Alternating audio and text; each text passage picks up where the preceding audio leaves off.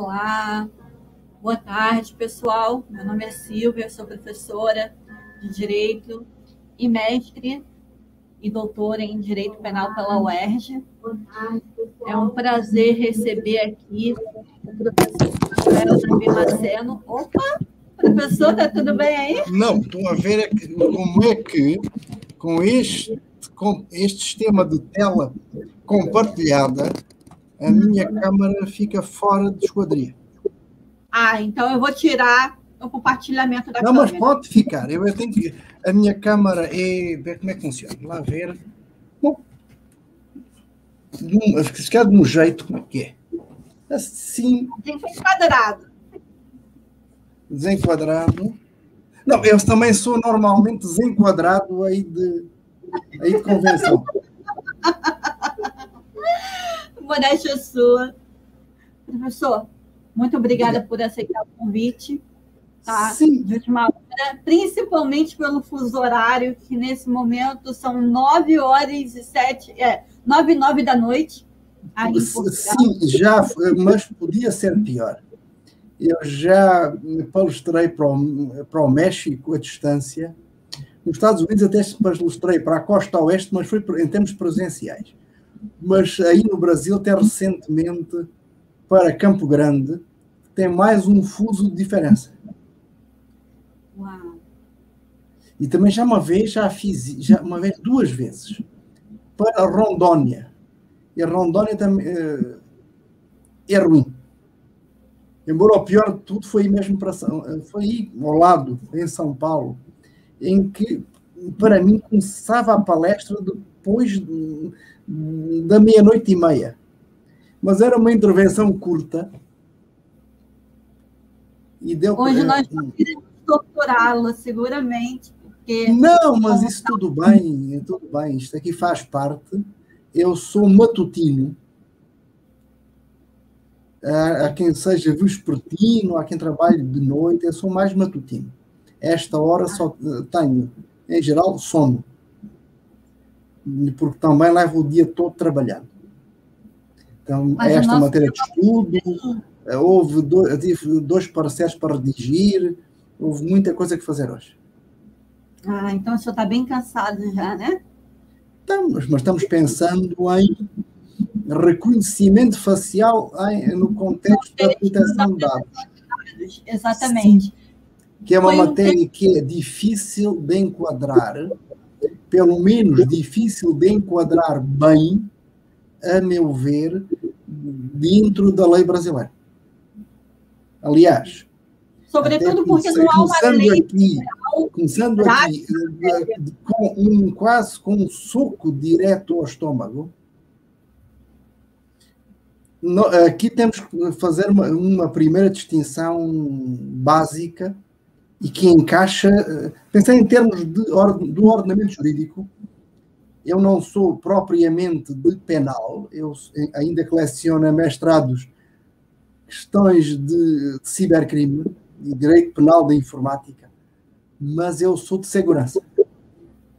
Quer dizer, penal é a praia do lado. Eu estou aí no Rio, é o ponto seguinte na praia. Às vezes a areia vem para o nosso ponto, fica em cima da toalha, a gente depois, outras vezes, vai visitar um amigo que fica no outro ponto. E depois também temos um outro ponto ali ao lado, que é o da proteção de dados. Desta, podemos dizer, brincando um pouco com esta geografia simbólica, que segurança tem uma divisa com penal e tem outra divisa com proteção de dados.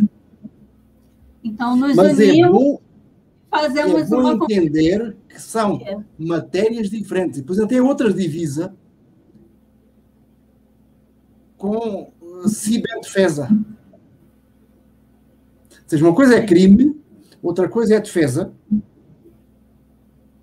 e outra coisa é proteção de dados. São matérias diferentes. Pode haver, por exemplo, e aqui em Portugal é assim, faz agora, na próxima semana, 30 anos, tivemos a primeira lei de proteção de dados, lei ordinária, a lei 10 de 1991, com algumas condutas tipificadas, que é algo que aí, por opção do legislador, não ocorre. No caso do legislador europeu, nesta nova reforma começou a proposta em janeiro de 2012.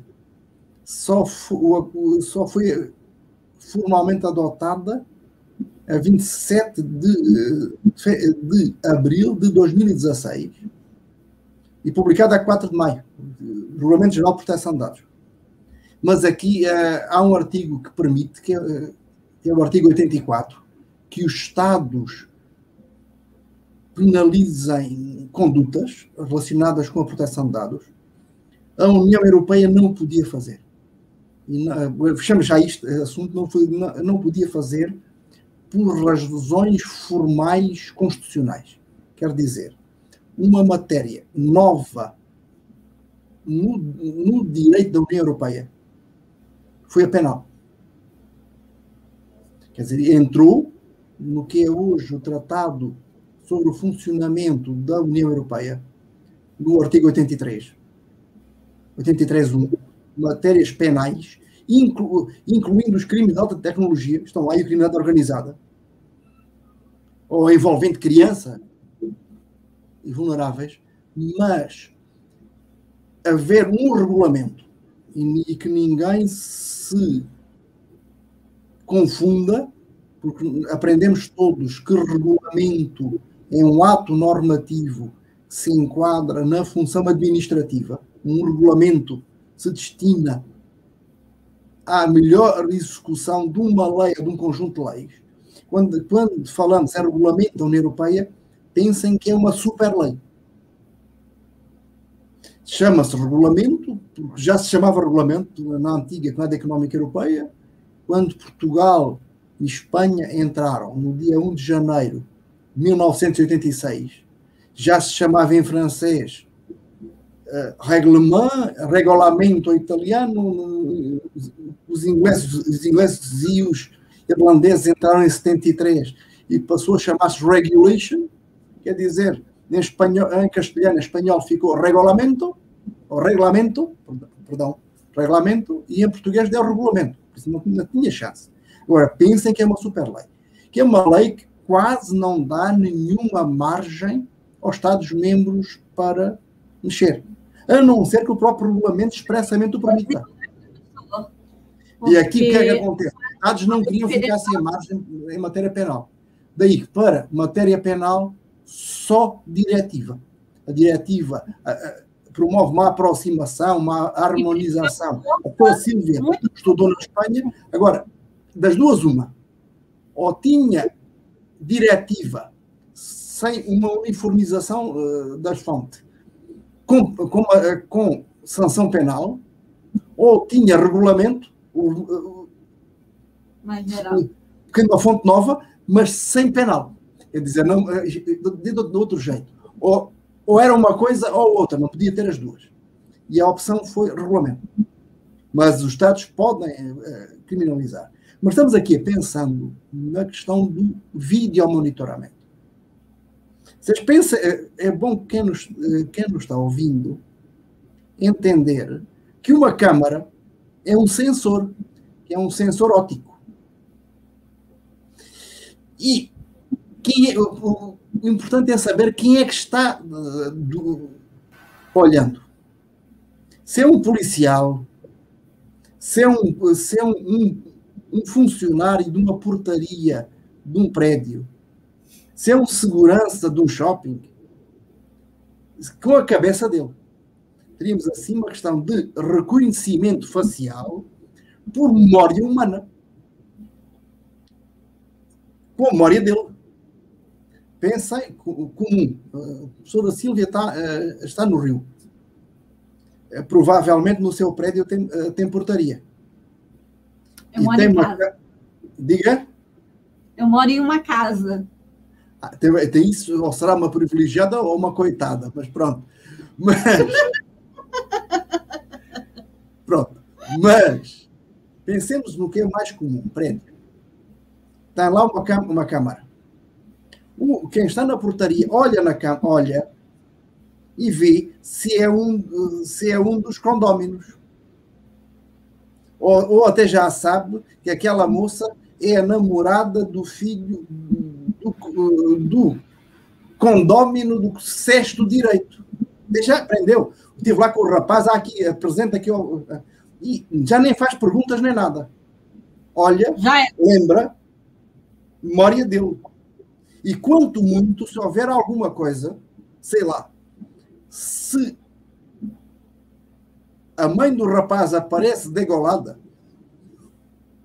o funcionário vai ser testemunha dizendo, é verdade, eu lembro que aquela moça, a namorada do filho, esteve lá antes e saiu correndo. Pronto. Isso é, estamos aqui semi-brincando, mas isso é humano. E mesmo assim, e eu já tive alguns mestrandos brasileiros cá, eu já os botei para trabalhar, e só praticamente me encontraram leis municipais. A lei imagem é dado pessoal se permitir a identificação. Pensemos logo, em termos de LGPD, na definição de dado pessoal, salvo erro, artigo, que não estou citando de memória, artigo 5º, inciso 1º do RGPD, é dado pessoal, se essa imagem permitir a identificação da pessoa. Isto é, uma mão ou um pé não é uma foto de uma mão ou de um pé não é dado pessoal. A não ser, por exemplo, que tenha uma tatuagem ou tenha um anel característico e alguém identifica pelo anel ou pela tatuagem. Mas fora isso, uma mão ou um pé comuns não são dados pessoal. Mas é importante é o rosto. Normalmente a foto será dado pessoal porque permite identificar a pessoa. Sim. Quase sempre. Porque as pessoas também mudam. Estamos aqui brincando. Eu, até aos 40 anos, tinha o cabelo ruivo forte.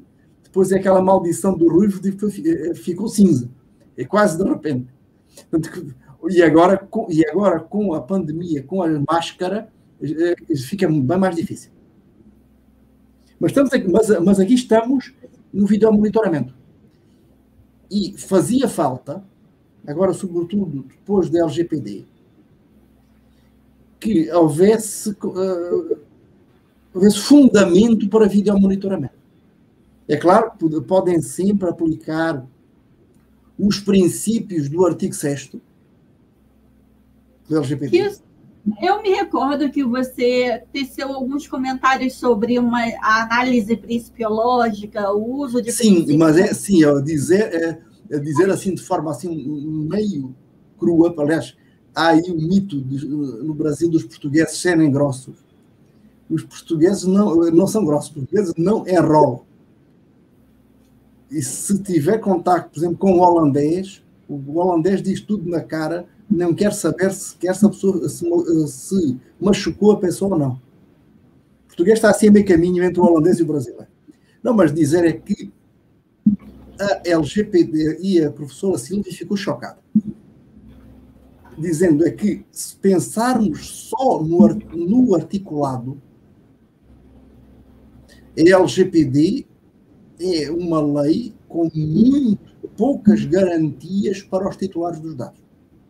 Em termos soberanos, o Brasil é soberano há quase 2 séculos, por isso não tem nada que se queixar. Os vossos representantes optaram por uma lei com um equilíbrio. Muitas vezes a gente fala em trade-off. Há um equilíbrio. Sim, porque voltemos até a von Ehring.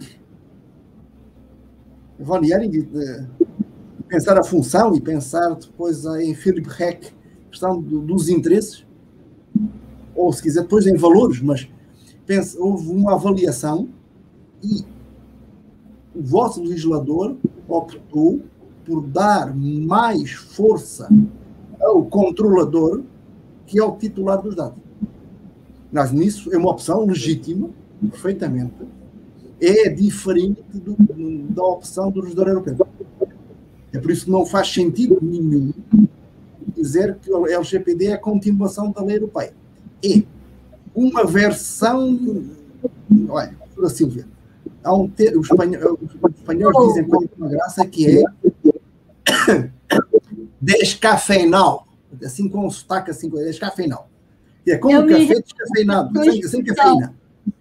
Eu me recordo dessa expressão que seria um golzinho a LGPD. Sim, mas não, é outra coisa, é dizer, se você pega um café sem cafeína, você não vai ter aquele efeito do café. E o café também é fraquinho para nós. A gente em Portugal está acostumado àquele expresso à italiana, muito forte. Assim que dá até acorda morto. Mas também, se você pegar, se quiser algo semelhante, você pegar em pinga, se você pegar uma bebida, aí, se você tomar uma cerveja em vez de uma pinga, isso não vai ter o mesmo efeito. Porque não tem o álcool. Agora assim dizer, mas você bebeu um copo desse negócio branco e ficou logo. Eu bebi 2 cervejas, que é muito mais, e estou aqui. Bom, é a mesma coisa. Você tira o álcool, ou bebe cerveja sem álcool, você vai precisar, ao fim da 4ª cerveja, do banheiro. Mas você vai continuar a tarde toda bebendo e não vai ficar alegre. Porque tirou o álcool. É só isso. Bom, mas estamos aqui com a questão do reconhecimento. Do monitoramento. Sim. É que é diferente, muito diferente, se tratar do monitoramento algorítmico. Olhando, a gente está falando aí na lei brasileira, para pensar na lei europeia. Também no artigo 5º das definições, para além da definição de dado pessoal, tem a definição de dados sensíveis. Ou aqui, na Europa, isso corresponde ao artigo 9º, número 1, quer dizer categorias especiais de dados. Entre estes, temos os dados biométricos. Que seria o caso do reconhecimento dados facial. Biométricos e que estão definidos no RGPD. Eu vou pegar. Eu não tinha ter aberto. Aqui, artigo 4. Está na definição 14 do artigo 4º. Peraí. Fala em dados biométricos. Isto do dado biométrico é a noção-chave de tudo isto. E já é fácil até de explicar porquê. Espera aí, que eu vou ler aqui a definição rapidamente. Olha. Dados pessoais resultantes de um tratamento técnico específico relativo às características físicas, fisiológicas ou comportamentais de uma pessoa natural que permita ou confirme a identificação única dessa pessoa natural, nomeadamente imagens faciais ou dados datiloscópicos. Imagem facial ou impressão digital. No nosso laboratório, eu entro por uma porta blindada com impressão digital. O que é preciso que todo mundo entenda? Porque é fácil. Nas câmaras com reconhecimento facial, não são gravadas as imagens. Até podem ser, mas não é isso que está no reconhecimento facial. Há uma fórmula matemática, isto é exatamente a mesma tecnologia nos controles de entrada de uma empresa ou de um serviço público com impressão digital. Há uma imagem, voltando atrás, há uma fórmula matemática que define um conjunto de pontos no rosto E o que é gravado são as referências, quase diríamos dizer topográficas, dos pontos. Quer dizer, o afastamento entre o canto do olho esquerdo e o direito é tal. O nariz está num ângulo da boca. Essa informação. É a reunião de elementos físicos e fisiológicos que Sim, a parte compõem... fisiológica porque também é possível. Até já vi isso em cinema. Que é o seguinte, por exemplo, todos nós temos formas diferentes de andar. Isso depende do nosso esqueleto, depende dos hábitos, até depende do calçado, mas formas diferentes de andar. Ora, é possível converter a forma como nos locomovemos, converter esse andar numa expressão matemática que é reconhecida. É por aí. Bom, mas se quiser ainda mais, eu falei um pouco em brincadeira de bebe 4 cervejas e vai no banheiro. Ora, a composição microbiana do nosso xixi é diferente, de uma pessoa para a outra é diferente. Ou a microbiana do nosso estômago. Isso, a professora Sílvia é penalista. Em termos de ciências forenses, é possível identificar a pessoa, não só pelos dentes. Por exemplo, uma vez conheci uma dentista forense mineira, trabalhando na polícia, a dentista, trabalhando na polícia civil, fazendo perícia de cadáver para identificar a partir dos dentes, de acidente ou cadáver queimado. Muitos cadáveres são queimados numa técnica chamada micro-ondas nas comunidades do estado do Rio. Mas, entretanto, e aí você conhece tendo dados biométricos da boca, a partir da localização dos dentes, né, ou dos alvéolos dos dentes, é possível identificar a pessoa. Exatamente. E isso, antes isso ficava em ficha, em cartão, no arquivo. Aliás, no Brasil ainda se usa o termo ser fichado pela polícia. Com dados biométricos, à altura. Olha, quero dar um exemplo de dado biométrico com graça.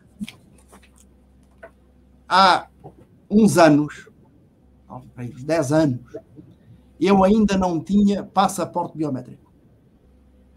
Agora tem, em Portugal é normal, todos os passaportes são biométricos. É aquele que a gente chega no aeroporto, isso é todo o espaço Schengen, do qual o Reino Unido não fazia parte.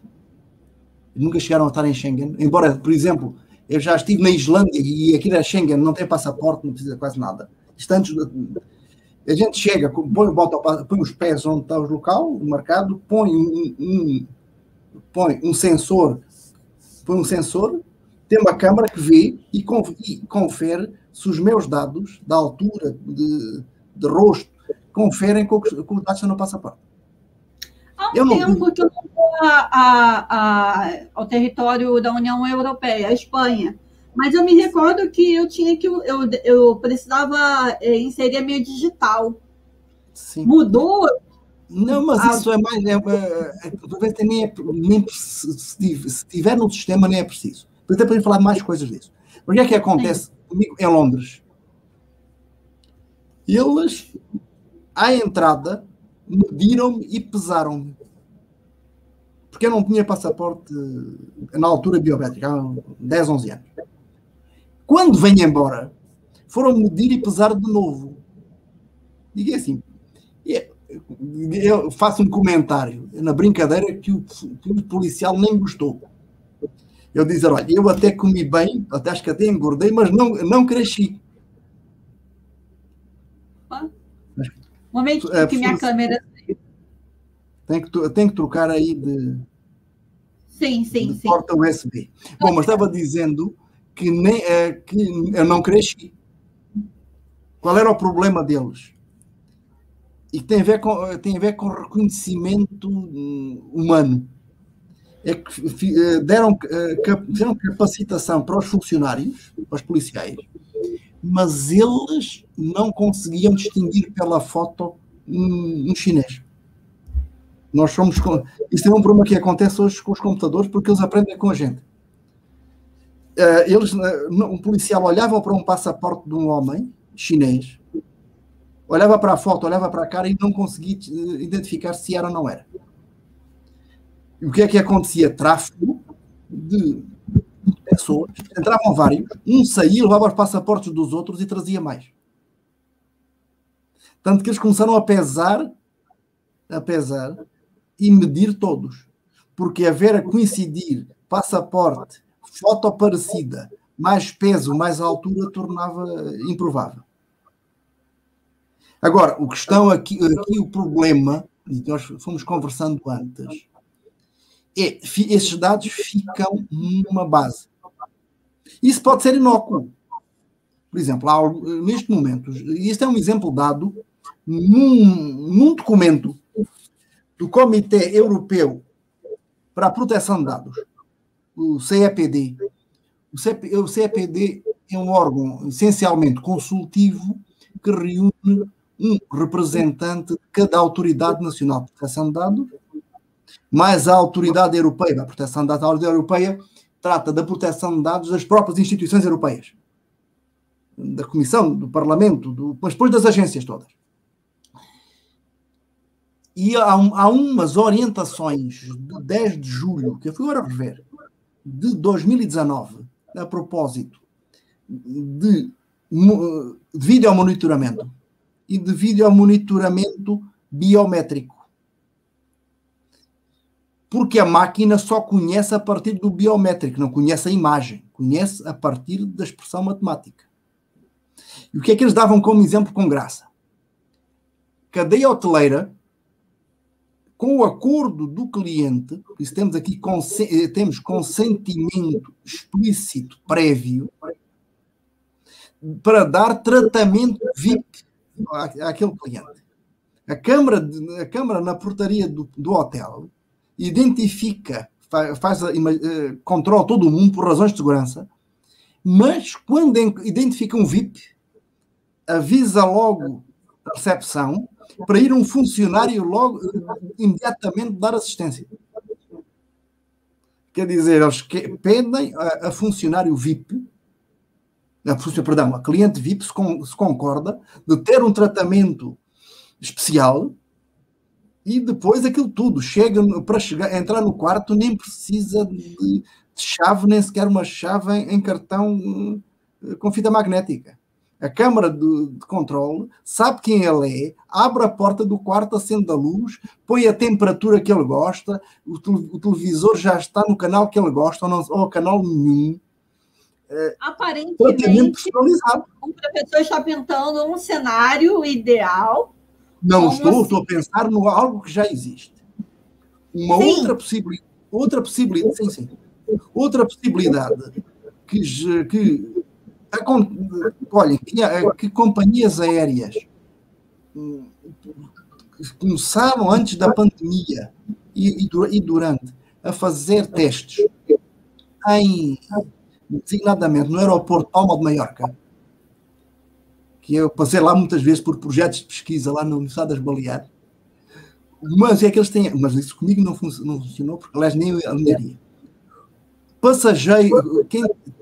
Algumas companhias aéreas, para passageiro frequente, querendo a pessoa e assinando e concordando, podem esperar na fila para embarque, porque é identificado biometricamente e vai direto para dentro do avião. Ou seja, não precisa de mostrar a carta de embarque, aqui antes era em papel, nem mostrar, agora normalmente mostra-se o celular.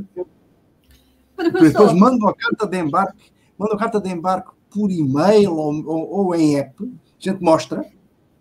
Sim. Mostra, mas é possível até nem isso. Mais, a gente falou em aeroporto. Já há mais de 2 anos, na Austrália, aquilo que a gente falou de põe o passaporte põe o passaporte para escanear, nem isso já nem é necessário. Quem tiver no sistema aproxima da porta de embarque. A porta de embarque identifica a pessoa. A porta de embarque, sim, a entrada para aquela região do duty free, das lojas. Não. Depois, em vez de passar por controle, passa por controle policial, mas controle policial automático. A máquina identifica a pessoa e entra. Eu já apanhei uma coisa quase dessas, mas isso agora permite uma brincadeira. E há uns 4 anos, em Belo Horizonte, eu ia a caminho, isso agora é mesmo brincadeira, eu ia a caminho de Brasília, a um sábado. Eu ia para Brasília, porque não havia voos diretos Lisboa, Brasília, ao sábado, só havia ao domingo. E eu tinha que lá estar tinha que lá chegar no sábado. Tanto que fiz escala em BH. E foi num momento em que em Confins estavam em obras e havia ali um novo terminal, assim, quase assim, num galpão. Eu vou para a fila, chego na Polícia Federal e o policial diz assim: não precisa mostrar o passaporte, que eu sei quem o senhor é, para onde vai. E eu digo assim: espera aí, já chegaram ao sistema não. É literalmente verdade. E depois disse assim: não, é que eu participo, eu estou fazendo mestrado em Direito, eu conheço o senhor e vi no Facebook, o senhor ia num congresso na UNB. Muito bom. Mas isso tanto que diz assim, mas quer dizer, esse não foi biométrica atual, foi dentro da mente humana, mas isso foi uma situação excepcional, não vejo comum. Mas agora, professora Silvia, imagine chegar no aeroporto, o policial diz, não precisa de mostrar o passaporte, que eu sei quem é, para onde vai, é meio assustador, não é? Total. Eu gostaria de aproveitar o ensejo, professor, e passar para os assistentes, né, para a nossa plateia, um trechinho do documentário Coded Bias, que nós até combinamos. Sim, mas eu pedi à professora Silvia para colocar um outro que é assim um contraponto eficaz na comunicação. E eu não faço aqui um disclaimer, eu não tenho qualquer afinidade, quase nenhuma afinidade com essa pessoa, mas neste caso está carregado de razão. Perfeito. Então, pessoal, o professor Manuel David Maceno indicou o vídeo que eu vou passar logo depois do trecho do documentário Coded Bias. Então, prestem bastante atenção, porque esses vídeos traduzem exatamente o que o professor Manuel Davi Maceno está compartilhando aqui conosco a título de reconhecimento facial no contexto da proteção de dados. Fiquem atentos, por favor.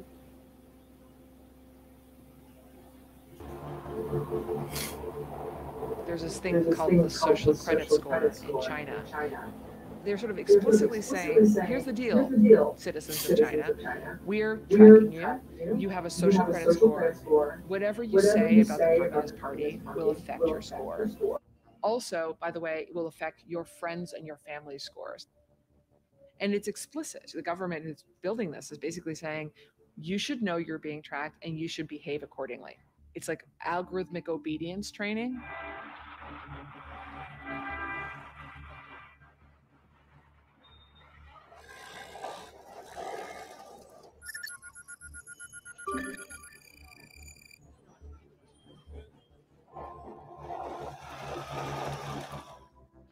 我自己就生活中很多，现在也用了人脸识别系统。像我去逛超市，还有我们小区里的门禁、火车站，现在你只要就进行人脸识别，我觉得很方便。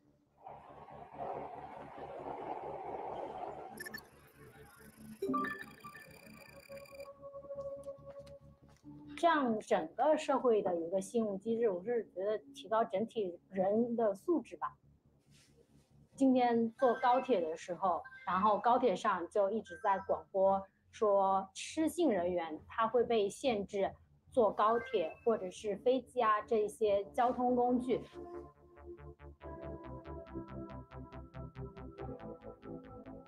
信用机制还有人脸识别其实是相辅相成的，你会想要去好好经营的，因为你这张脸就代表了你这个人的信用。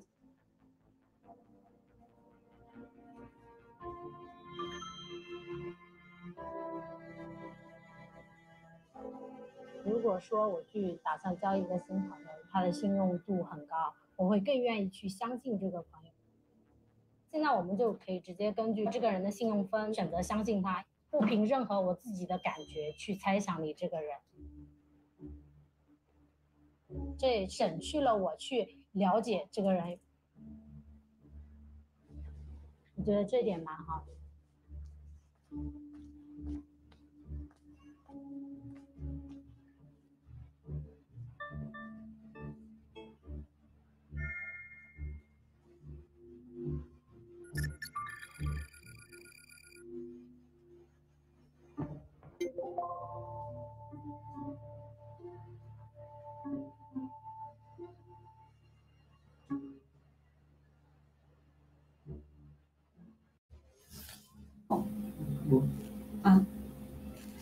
Então, professor, tá no mudo, professor, seu áudio. There's this thing called the social credit score in China. Não, para que o som ambiente, eventualmente cachorro ou uma coisa, não perturbasse. Eu finalizei Sim, mas dá para entender perfeitamente. O reconhecimento, né? Sim, sim, mas o reconhecimento facial será uma via para o tal crédito social. O score. Mas isso tem que ver não exatamente com o reconhecimento facial permite determinar quem está onde. Ali, por exemplo, havia ali umas faixas de pedestres e na China, nas principais cidades, tem câmara. Quem passar a rua fora da faixa de pedestre, a câmara identifica, ou melhor, o sistema informático por trás da câmara identifica e vai para casa a multa. Já sabe onde a pessoa mora. E é diretamente encaminhada para a residência multa. Muito interessante. Aí em Espanha tem um caso muito engraçado, há mais de 10 anos, em cabines de pedágio, e há sistema automático, dentro de Espanha, que é o país da Europa que a professora Sílvia melhor conhece, em que se alguém passar uma rodovia de pedágio e não pagar, e há sistemas automáticos, o que é que faz? A câmara tira uma foto da placa e manda para casa automaticamente para pagar. Depois houve um processo que chegou até creio que até ao Supremo, por o seguinte, é que a câmara tirou a foto, mas em vez de tirar a foto só da placa, tirou de quem estava dentro do carro e manda para casa. Qual foi o problema? É que aquele carro estava registrado em nome da esposa de quem ia conduzindo, só que essa pessoa ia acompanhada de outra. E estava numa direção ao contrário de onde o esposo do marido disse que ia. Portanto, que ele estava indo para outra cidade com outra mulher. E ela recebe em casa uma carta para ir para pagar o pedágio e vê a foto. O marido entra na justiça e eles foram condenados por princípio que tem aí agora estão aí sim na LGPD, incumprimento do princípio da necessidade. Eles estavam a tratar mais dados que os indispensáveis para a função, para a finalidade. Logo, como houve... Bom, deve ter... Bom, dano moral de certeza, porque deve ter havido Certamente houve um divórcio decorrente desse... E se não houve violência contra o cara quando chegou em casa, sabe, capaz de já nem ter a mala na porta. Ou as roupas na rua. Mas estávamos dizendo, havia um outro vídeo. Assim. Passa o vídeo só um pouquinho, que depois quero fazer um comentário assim mais ácido. Claro. Mais agora... ácido. Vamos lá. Alô, pessoal. Tem uma turma que eu sou do governo Bolsonaro. Se eu fosse, certas coisas não estariam acontecendo. A primeira que não estaria acontecendo é esta viagem de meia dúzia de senadores e deputados do PSL à China para negociar com a China a instalação do sistema de reconhecimento facial nos aeroportos. A firma que trata disso, a Huawei, é altamente suspeita. O representante dela já foi preso na Polônia, no Canadá e nos Estados Unidos por atividades de espionagem. Ora, instalar esse sistema nos aeroportos brasileiros é entregar ao governo chinês as informações sobre todo mundo que mora no Brasil.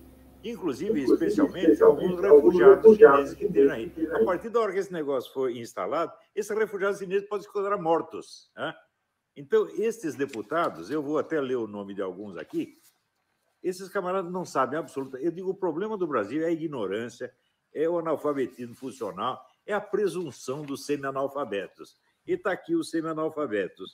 Soraya Tonique, Carla Zambelli, Daniel Silveira, Tio Trutes, Felício Laterça, Bibo Nunes, Charles Evangelista, Marcelo Freitas, Sargento Gurgel e Aline Sloitias. Né? E tem aqui a delegada Sheila. Escuta, gente, o que vocês sabem do sistema chinês? Vocês sabem o que é o Laogai? Vocês sabem o que é a rede de campos de concentração que tem na China? Vocês sabem o que é essa firma Huawei? Tá certo? Vocês estão fazendo uma loucura. Vocês estão entregando o Brasil à China. Né? É o poder chinês. Você acha... Aqui tem um idiota que diz que a lei tal passada no governo Temer é adequada para a defesa dos brasileiros contra a violação dos seus dados.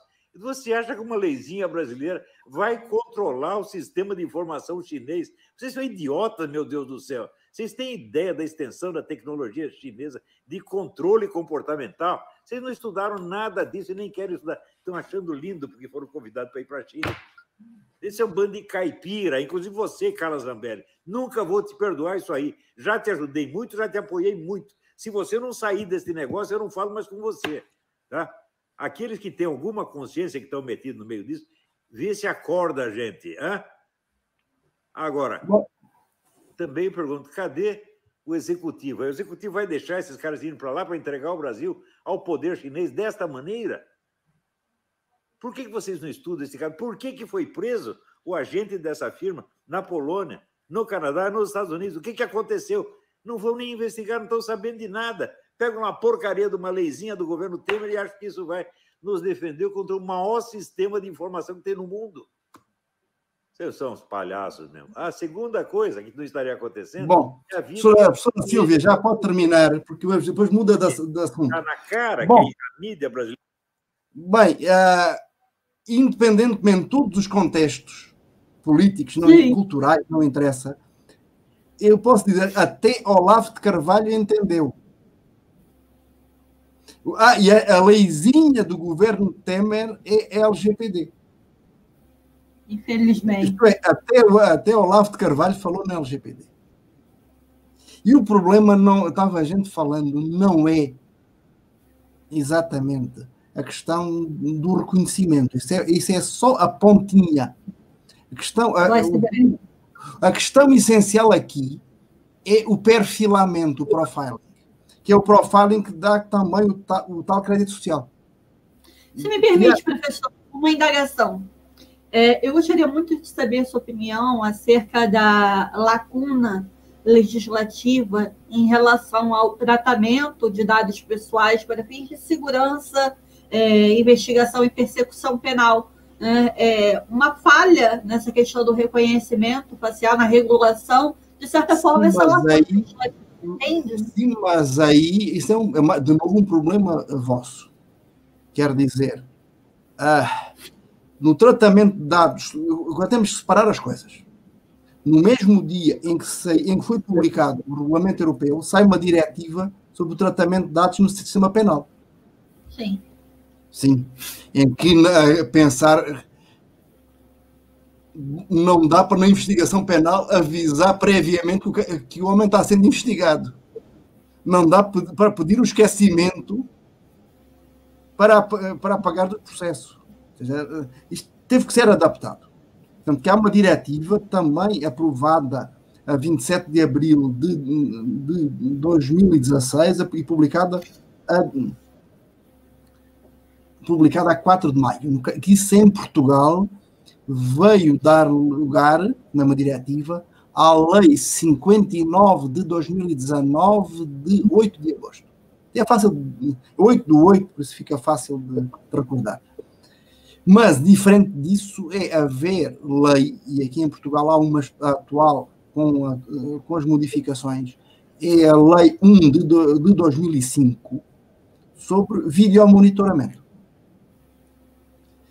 Que fica com decisão.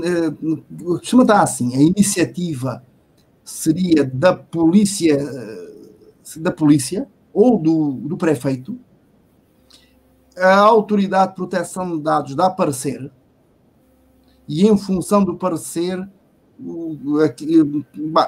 Portugal é um país menor, aí seria, talvez não ministros de Estado, mas seria o secretário estadual de Segurança a ter a última palavra.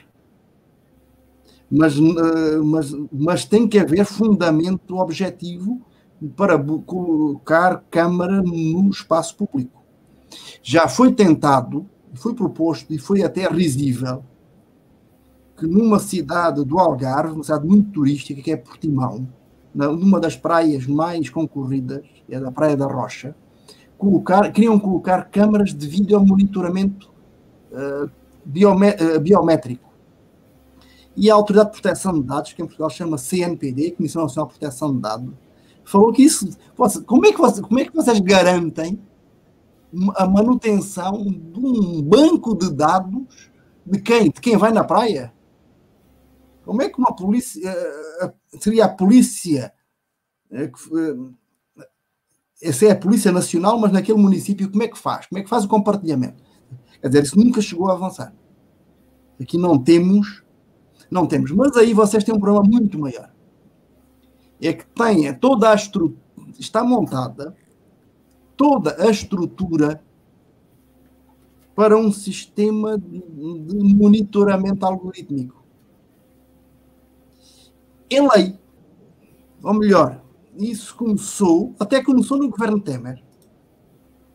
Isso começou exatamente com o decreto 8.000... Espera aí, que aqui tinha tomado nota. O professor está se referindo... 8789 de 29 de... Espera aí, que aqui agora o meu computador fez aqui uma coisa que... De 29 de junho de 2016, compartilhamento de dados na administração pública federal, que isto hoje é interessante porque é um decreto sem referência a lei nenhuma, apenas aos poderes administrativos do Presidente da República. O que vocês têm hoje é o decreto 10.046, 9 de outubro de 2019, que literalmente dispõe sobre a governança no compartilhamento de dados no âmbito da administração pública federal, institui o cadastro base do cidadão e o Comitê Central de Governança de Dados. Sim. Sim. O que é que isso permite? Já começou sendo feito em 2016. E eu, aliás, percebi isso até nesse evento da UNB. Que está 11 de maio de 2016. 2017. Não, em 2016. Espera aí, um momentinho. Sim, estou a pensar na GovData, chama ao site govdata.gov.br, plataforma de análise de dados. O que é que foi feito? E legitimado primeiro por um decreto, depois por outro, mas usando um termo antigo, uma expressão antiga, até popular, onde a porca torce o rabo. O grande problema é que a LGPD legitima isso. E legitima isso. A vinculação da NPD, a LGPD, fiscalizadora. E é bom que se entenda. Olharem para o artigo 26, quer dizer, o compartilhamento no setor público administrativo é a regra, não é assim no privado, nem do público para o privado. Sim. E a limitação é assim muito soft, atender a finalidades específicas de execução de políticas públicas e atribuição legal pelos órgãos de entidades públicas. Demasiado genérico. Proteção de dados, está bem. Mas sim, compartilhamento, vejam isto, para o tratamento, vejam no artigo 7, inciso 3º, temos que, para o tratamento e uso compartilhado de dados necessários à execução de tais políticas públicas, previstas em leis e regulamentos, atenção, não precisa só de lei, ou respaldadas em contratos, convênios ou instrumentos congêneres, nem é necessário consentimento. E se olharem para o artigo 11, inciso 2º, letra B, é possível o tratamento de dados sensíveis assim, mas entre esses dados sensíveis estão dados biométricos. Isto é, ficou ali um gancho na LGPD que permite tratamento biométrico, permite o que já está sendo feito desde 2016, quer dizer, não é deste governo, que é fusionar, a gente aqui diríamos fundir, mas no Brasil é fusionar, os vários bancos de dados dos ministérios e saber a partir desse novo cadastro tudo, haver acesso a tudo sobre aquele cidadão. Isto é, a parte do crédito social é só depois do score social, do padrão. Isso é só uma questão de formalização. A estrutura está toda montada em termos informáticos e em termos legislativos. Como é que, e porquê é que ninguém fala nisso para o Brasil? Não faço ideia. Para mim é chocante. Mas eu não sou nada dado a teorias conspiratórias nem coisa nenhuma. Dir-me-ão assim, com esse compartilhamento a administração fica mais eficiente? Fica. Com esse compartilhamento é mais fácil apanhar um corrupto, querendo? É possível detectar ilicitudes, mesmo ilicitudes, como, por exemplo, alguém está cobrando uma diária, mas ao mesmo tempo, porque teve um compromisso, um senador, teve a diária, mas consegue comprovar que ele estava jantando a 3.000 quilómetros, nunca pôde estar naquela reunião que estava. E isso é detectado automaticamente. Ou um médico do Sul, por exemplo, consegue ver tem um padrão de prescrição de medicamento diferente e conseguem cruzar com a informação de ter lá recebido uma visita de um representante de uma farmacêutica. Que depois ele até esteve num congresso que era patrocinado por essa farmacêutica. E é possível fazer tudo isso automaticamente. Bom, isso torna mais eficiente, mas torna tudo também mais controlado. Há essa expressão aí que o penalista usa desde Jeremy Bentham e deu até para a construção, o panóptico. O panóptico, enquanto estrutura carcerária, é dizer, cheguei a ver um. Eu até hoje só vi um. Foi uma vez que estive numa reunião de um projeto de pesquisa na Universidade de Toruń, na Polónia. Toruń é a cidade natal do Nicolau Copérnico. E lá é tudo Copérnico, como em Salzburgo é tudo Mozart. Os bolos são Mozart, os chocolates são Mozart, ali tudo, Salzburgo é tudo Mozart. Em Toruń é tudo Copérnico. E eles tinham lá, e fomos visitar, a antiga cadeia circular com... Dava para um único funcionário vigiar um piso inteiro.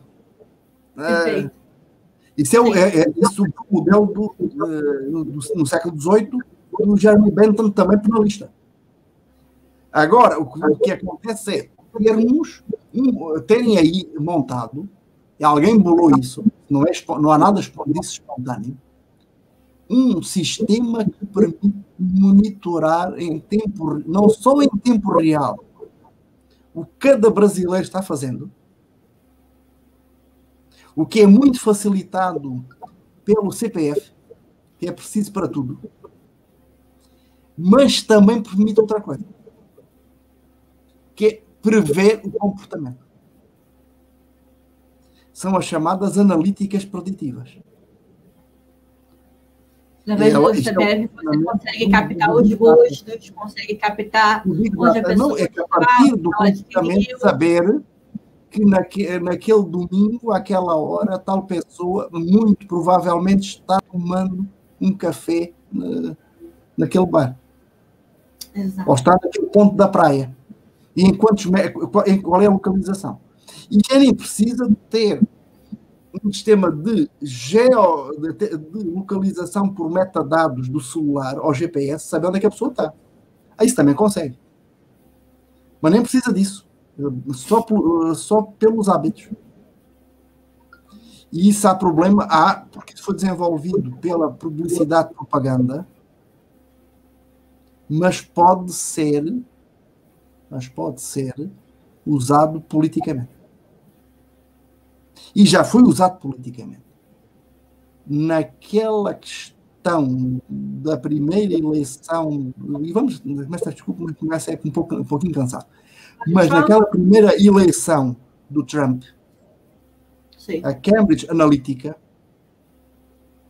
identificou a partir de Face, na altura ainda Insta era pouco usado. Bom, mas a partir de Face identificou eleitores afro-americanos, não gostam de dizer negros, afro-americanos, é o eufemismo. Aliás, eu pensei na Charlize Theron, que é afro-americana. O Elon Musk também é afro-americano, ou seja, eles nasceram na África do Sul, são africanos, de certeza, são de nascimento africano, ainda que um e outro sejam mais brancos que eu, mas brincadeira à parte. Eles viram quem eram, identificaram alguns e enviaram-nos mensagens nas quais a Hillary estaria destratando negros. Sabiam que eles não iam votar nunca no Trump, mas levaram aqui, lá o voto não é obrigatório, levaram a que eles não achassem que não valia a pena. E conseguiram, com poucos milhares de votos, levar a... Isso que eu estou falando está tudo demonstradíssimo, analisado, tudo. Não é nada controverso. Mas conseguiram que as coisas mudaram a eleição. E aqui, um governo que tenha acesso a um perfilamento, uma técnica de perfilamento para cada eleitor, Eu não digo que é este governo, já falei nisso até em um par de conferências, mas este governo ou qualquer outro é perigoso. Por muito democrático que seja. Professor, se me permite, recentemente nós passamos por um incidente em relação ao reconhecimento facial no metrô de São Paulo. Eu não sei se o senhor tomou conhecimento. Eu tomei conhecimento de haver uma polémica de montar reconhecimento facial no metrô de São Paulo, mas antes já vai, isso por finais de 2018, lei municipal aí no Rio de Janeiro, nos ônibus. Reconhecimento facial para identificar pessoas que estavam viajando de graça. A lei municipal, aliás, eu passei à professora Silvia até a indicação exata da lei municipal, que é a primeira que eu conheço, foi do Rio de Janeiro. Ela foi de 2015, se não me falha a memória. Não, mas é por a alteração, quer dizer, a alteração introduziu... A alteração legislativa. A alteração legislativa... Eu dei por ela em finais de 2018. E nesse material que eu lhe enviei sobre territórios inteligentes, sim, o monitoramento, eu tenho a indicação exata de quais são as modificações. Eu vou disponibilizar para o pessoal que está nos assistindo. Pode deixar. Bom, talvez valesse a pena responder uma questão ou outra que alguém... Eu gostaria só de destacar um aspecto em relação a esse caso do metrô de São Paulo, que me chamou muita atenção, tem a ver com o direito do consumidor, é que as câmeras ficavam exatamente justapostas acima da publicidade de duas empresas, né? E as câmeras tinham por objetivo captar os sinais, as emoções, né? Através da expressão facial, se a pessoa gostava, se simpatizava ou não com aquele merchan, com aquela publicidade. E aí mas houve pode até nem haver tratamento de dados. Voltando aos exemplos das orientações do Comitê Europeu para a Proteção de Dados, sim, eles até dão um exemplo parecido a esse, sem dados, que é o seguinte: se a câmara só está vendo a expressão facial e não tem um banco de dados para saber quem, pode ter um feedback, uma retroação, dizer esta publicidade agrada a jovem, ou agrada a mulher, ou agrada a negro, ou agrada a branco.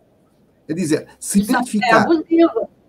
Sim, se disser... Olha, imagina o seguinte, é a câmara que identifica os traços faciais e vê que aquela publicidade agrada a homem, mas não agrada a mulher, não interessa quem. Se não tiver como identificar, não é dado pessoal. Não há problema de privacidade. Mas parece que identificava assim o gênero. Sim, mas identificando gênero, às vezes o gênero pode ser dado pessoal. Por exemplo, quando eu tenho turmas de engenharia, por exemplo, eu estive vendo agora umas provas de uma turma de engenharia em que só tinha uma moça. O resto eram todos rapazes. Agora, se dizer a moça da turma de engenharia informática, basta dizer que era a moça, já sabe quem é. Era a Maria. É uma situação excepcional. Ou pensando, há graduações como educação de infância, em que há anos em que não há nenhum rapaz que vai querer ser educador de infância. Pronto, mas são situações excepcionais. Mas identificar o género para ajustar para ajustar a publicidade, não creio sequer que haja choque com a LGPD. Isso não, ou, por exemplo, a gente estamos aqui a pensar isso é tratamento anónimo de dados, nem sequer anonimizado. Mas pode, por exemplo, o seguinte: ter uma câmara com ou sem reconhecimento algorítmico, que dê para o seguinte: se não focar o rosto ou haver um sistema de tornar as linhas do rosto fluidas, como se faz agora, por exemplo, na TV para criança. Na TV geralmente tem muito cuidado quando há uma criança, eles ocultam a cara, para que ninguém que esteja em casa entenda quem é a criança. Mas pode fazer sentido, até para fins de segurança, saber que estão ali pessoas, mas não interessa saber quem. Olha, agora, em contexto de medidas anti-Covid, lockdown, saber, há uma ruas que em lockdown há um toque de recolher, não pode ir. Mas se vê se as pessoas estão indo ou não estão indo. E assim ajusta a política pública. Na China, se me permite, atualmente na China e na Rússia, através do reconhecimento facial, eles conseguem identificar se o infectado está ou não. Conseguem mais na China a tecnologia que vai num estádio de futebol. Não, a China ela é Não, mas isso é questão tecnológica. É possível. Mas num estádio de futebol, você tem no Maracanã, você com câmara daria para identificar mais de 90% das pessoas que estão assistindo ao jogo. Mesmo com barba, mesmo com boné, dá para identificar. É possível. É possível. E bom, mas temos que entender todos uma coisa. O ser tecnicamente possível não quer dizer que seja ética ou legalmente aceitável. É aquilo, muitas vezes há uma autojustificação da ciência e da tecnologia que não tem por que ser. Tem por que ser. Aliás, algoritmos são laborais. Nós sabemos, sim, é que nós sabemos, sim, é que nós sabemos desde o século XVIII, com David Hume e depois com Kant, e é um traço fundamental dos estudos jurídicos, que é a distinção entre o ser e o dever ser. Perfeito. Entre o Sein e o Sollen, kantianos. Mas o David Hume, explicou que não se podem inferir proposições diônticas do dever ser a partir de posições ônticas. É porque entram sempre valores. Esse é a cerne da questão. Nem toda a tecnologia é aceitável que se faça. Bom, aí na China, o próprio chinês andou a adoentar tecnologia biológica para a frente. Acho que o cara até sumiu, o cientista. Literalmente sumiu. E agora, bom, fala-se nisso ontem, no final de semana, de um embrião com engenharia genética humano e símio, homem-macaco, vão destruir, mas isso aí estamos nos limites éticos da pesquisa. E depois dos limites éticos da pesquisa, há os limites éticos e jurídicos, diria eu ainda, constitucionais, daquilo que um governo pode fazer. Qualquer governo. Aí num outro evento de hoje, que eu estive assistindo, depois pediram para falar, para a Fiesp, que é uma organização também assim, a Fiesp é daquelas ONGs mal lavadas e tal. Estou aqui brincando. Nós todos sabemos que a Fiesp é outra coisa. Aí no Brasil é outra coisa. Mas num grupo de trabalho digital da Fiesp, a falar a questão da dignidade da pessoa humana. E recordando que na Constituição brasileira, artigo 1º, inciso 3º, temos a dignidade da pessoa humana como macrovalor. Eu vou repetir o que disse um pouquinho de tarde. Eu fico triste por a dignidade da pessoa humana ser o terceiro inciso. Devia ser o primeiro inciso. Porque antes da federação, antes da soberania, antes da cidadania, está a dignidade de cada pessoa. E a dignidade de cada pessoa é incomensurável. Incomensurável. Aliás, isso é o nosso. Eu dizia, depois estava uma colega que até é muçulmana, dizia bom, que isso é são nossos fundamentos judaico-cristãos, da dignidade da pessoa. Mas podemos dizer também, incluindo os muçulmanos, que isso são os fundamentos abrâmicos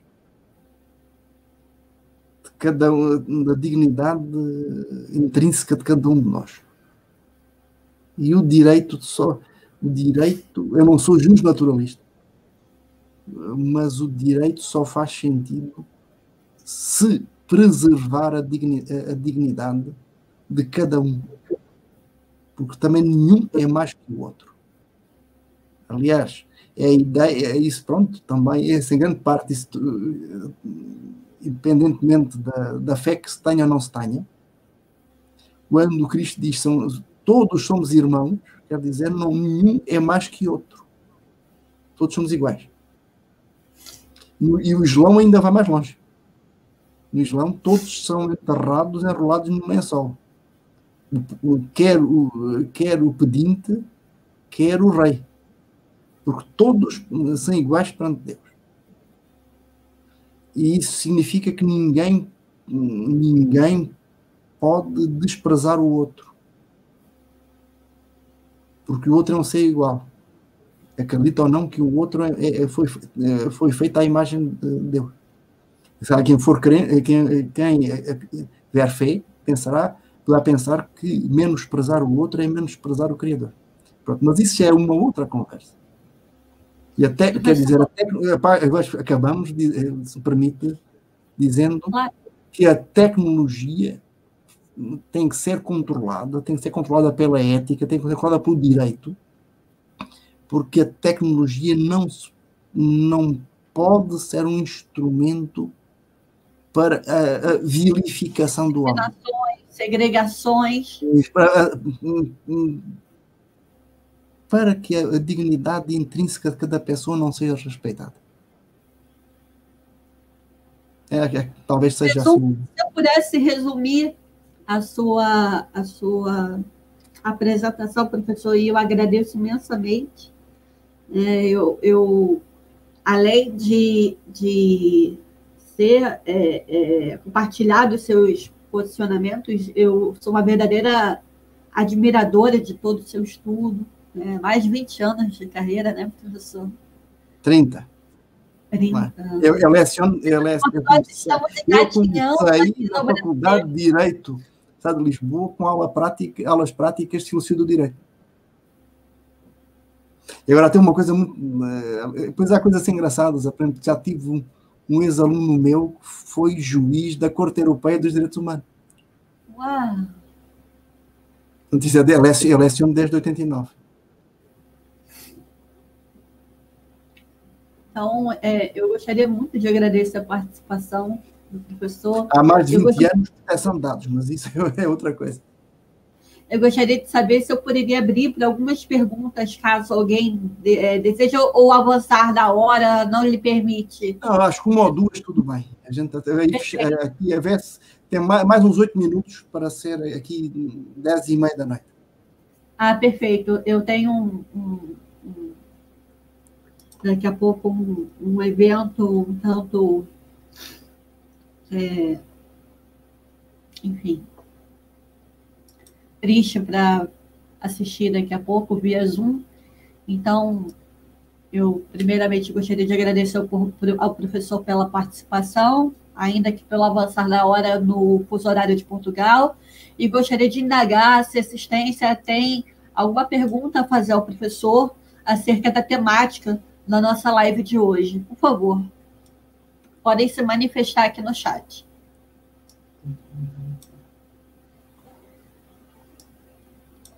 A Ana Paula Mascarenhas mencionou que os algoritmos não são justos, né? Não há algoritmo que define o que é justo. E aqui o participante do evento, Carlos Passos, fez uma pergunta ao professor Manuel, que eu vou compartilhar aqui na tela. Professor, é possível que os aplicativos de reconhecimento facial possam ser racistas?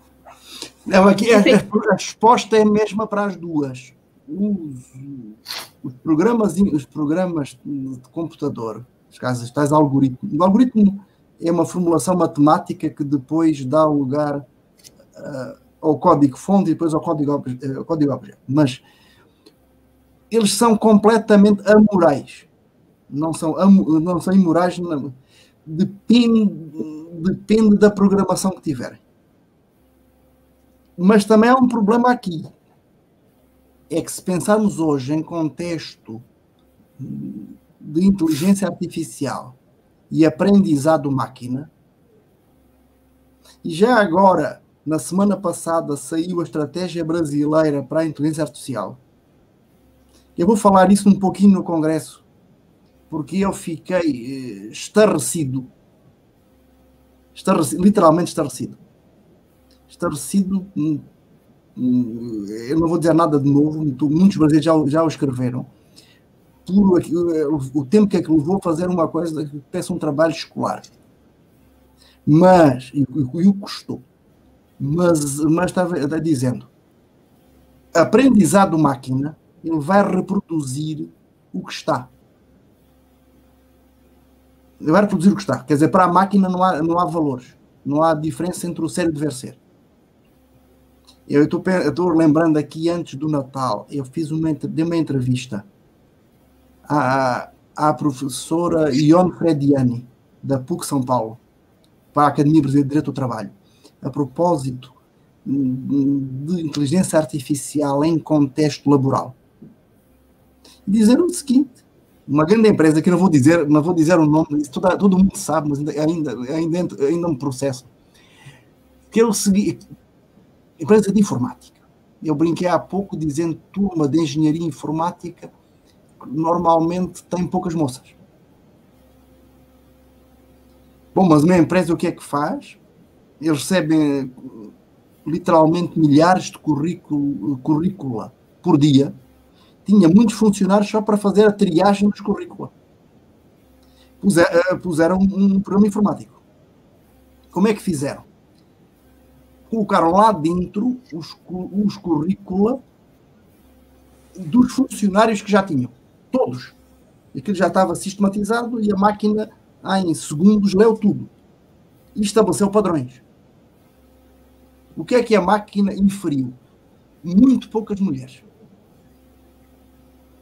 Logo, o ser mulher seria um fator negativo. Há poucas. O programa não pergunta porque é que há poucas. Não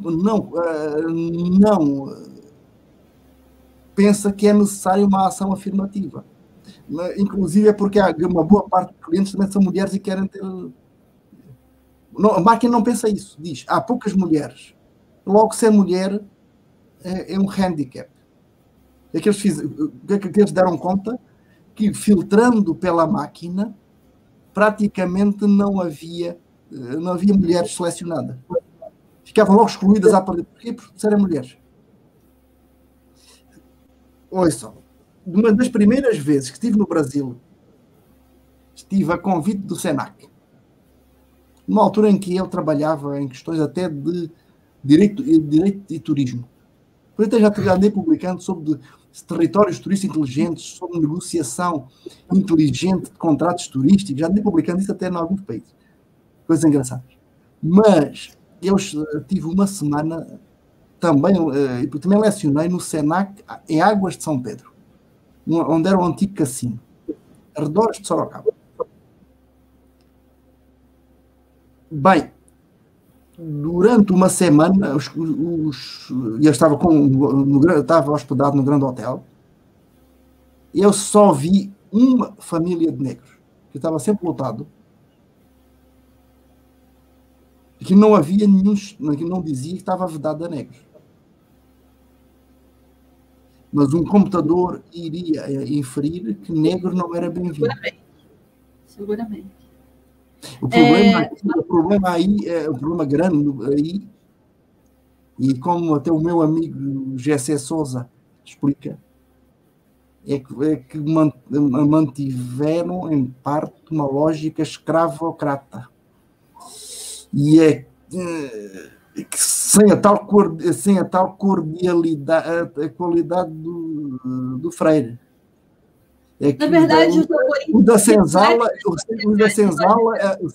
ainda não tiveram acesso à Casa Grande. Salvo à cozinha. Mas não pela porta da frente. E a máquina reproduz o que há. A máquina não é racista. A máquina é amoral, totalmente amoral. Converte o normal, no sentido do comum, em normativo. Exato. Essa é a questão da máquina. O que é que isso significa? Que é necessário uma programação humana da máquina, para que a máquina não reproduza e aprofunde os vieses anteriores. A máquina não pode ser deixada sozinha. Decisões humanas devem ser tomadas por pessoas humanas. Pelo menos sim, aliás, é uma coisa incrível no Brasil, tanto quanto ele sabe, é o único país, o único ordenamento jurídico do mundo nas quais, e na LGPD, se admite, e passou a ser depois do veto, e como o Congresso depois ficou, teve um problema até de atraso na chegada de senadores para votar, é que no Brasil é lícito que a última decisão, antes de ir na justiça, seja da máquina e não do homem. Quer dizer, o que deveriam ser exclusivamente sistemas informáticos de apoio à decisão podem ser sistemas de decisão. O que, desculpem, a meu ver, é abominável.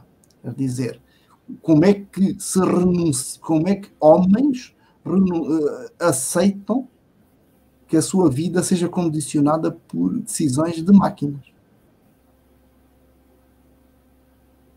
É o que eles chamam de tecnologia. Não, isso seria o desafio da tecnocracia. Porque assim é que é. Precisa ter um limite. O poder da técnica completamente sobreposto ao homem. Não sei, isto acho que não é uma questão nem de ser de esquerda nem de direita. É uma questão de ser humano. Exato. Perfeito. Mais alguma pergunta? Pessoal? Chamo. Parece que não. Bom, provavelmente ficaram assustados e vão ficaram assustados. Mas não, assustados.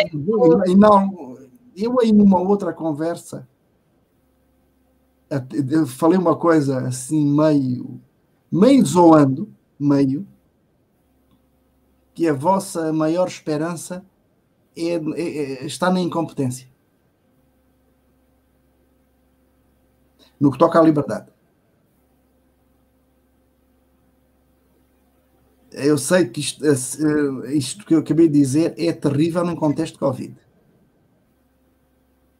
Mas se aí o nível de competência no monitoramento algorítmico estiver ao nível da competência governamental no combate à pandemia, a vossa vida não está garantida, mas a liberdade estará.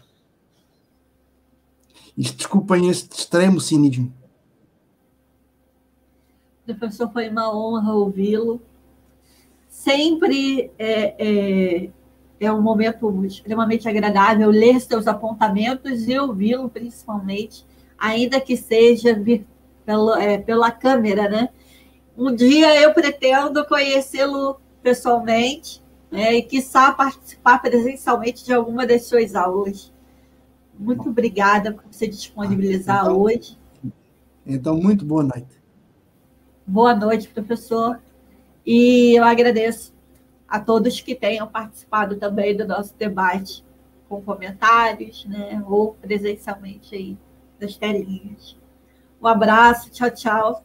Com licença. Boa noite e boa tarde para todos.